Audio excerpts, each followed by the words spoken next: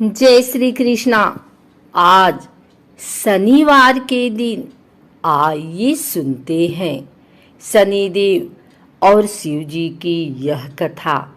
शनिदेव को न्याय का देवता कहा जाता है, मगर चूंकि इनके स्वभाव धार्मिक शास्त्रों में काफी क्रूर बताया गया है, इसलिए हर कोई इनसे डरता है। इतना ही नहीं, सनातन धर्म के शास्त्रों में इनसे जुड़ी कई पौराणिक कथाएं पढ़ने को मिलती हैं, जिससे इनके क्रोध का अनुमान बहुत आसानी से लग जाता है। आज हम आपको शनि देव से जुड़ी एक ऐसी ही पौराणिक कथा सुनाने जा रहे हैं, जिसके अनुसार भगवान शिव ने उनके आगे हार मान ली थी। धार्मिक ग्रंथों में वर्णित कथा के अनुसार प्राचीन समय में एक बार शनिदेव भगवान शंकर के धाम हिमालय पहुँचे। शास्त्रों के अनुसार न्याय के देवता शनि के गुरु भगवान शंकर हैं। अपने गुरु को प्रणाम करके, हे भगवान शिव, कल मैं आपकी राशि में आने वाला हूँ, अर्थात मेरी दृष्टि कल आप पर पड़ने वाली है। इतना सुनते ही भगवान शंकर हतप्रभ रह गए और बोले, हे शनिदेव, आप कितने समय तक अपनी वक्र दृष्टि मुझ पर रखेंगे? इसके उत्तर में शनिदेव बोले, हे नाथ, कल सवा प्रहर के लिए आपके ऊपर मेरी वक्र दृष्टि रहेगी। जिसके बाद भगवान शंकर चिंतित हो गए और उनकी दृष्टि से बचने के लिए उपाय सोचने लगे। बहुत सोच विचार करने के बाद शिवजी अगले दिन मृत्युलोक चले गए। इतना ही नहीं, शनिदेव की दृष्टि से बचने के लिए शिवजी ने एक हाथी का रूप धारण कर लिया और सवा प्रहर तक उन्होंने यही रूप धारण किया रखा।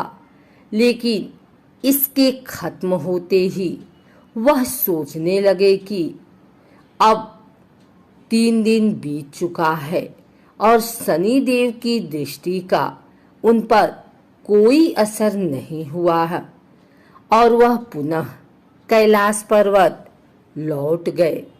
परंतु जैसे ही भगवान शंकर कैलाश पहुँचे, उन्होंने शनिदेव को वहीं पाया।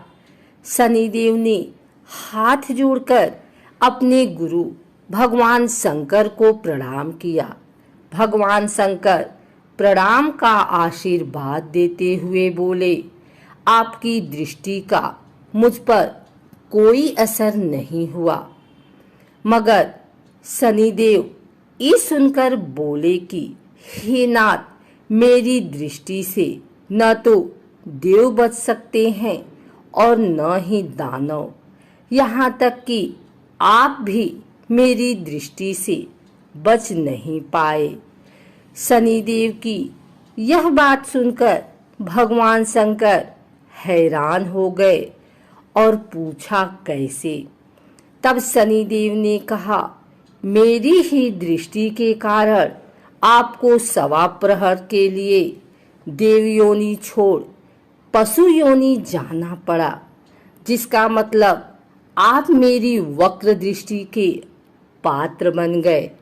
भगवान शंकर अपने शिष्य शनिदेव की न्याय प्रियता को देखकर प्रसन्न हो गए और शनिदेव को हृदय से लगाया और आशीर्वाद दिया।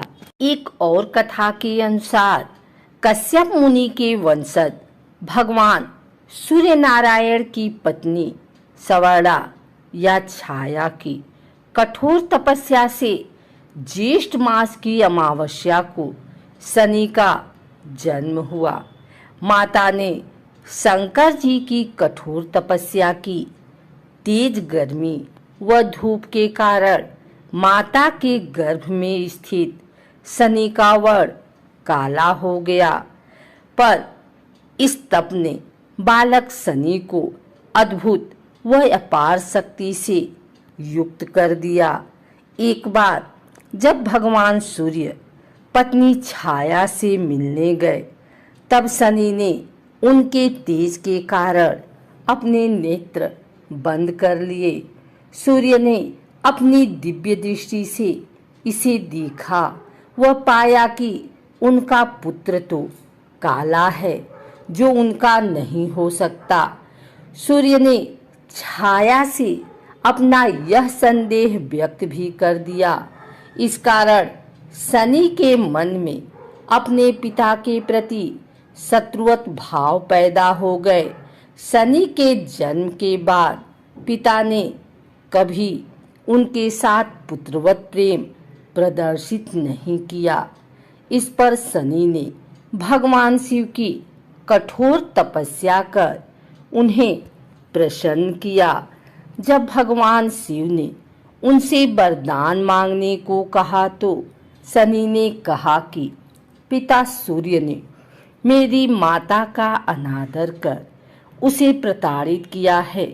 मेरी माता हमेशा अपमानित व पराजित होती रही, इसलिए आप मुझे सूर्य से अधिक शक्तिशाली व पूज्य होने का वरदान दें।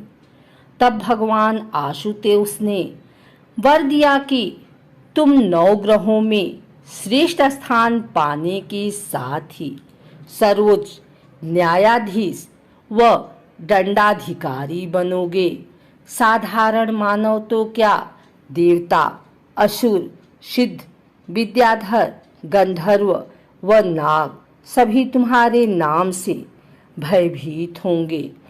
कथनानुसार लंकापति रावण ने अपनी अपार शक्ति से न केवल देवताओं का राज्य छीन लिया, बल्कि उसने सभी ग्रहों को भी कैद कर लिया था।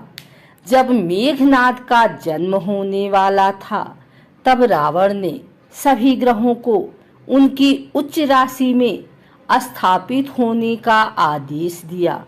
उसके भय से ग्रस्त ग्रहों को भविष्य में घटने वाली घटनाओं को लेकर बड़ी चिंता सताने लगी।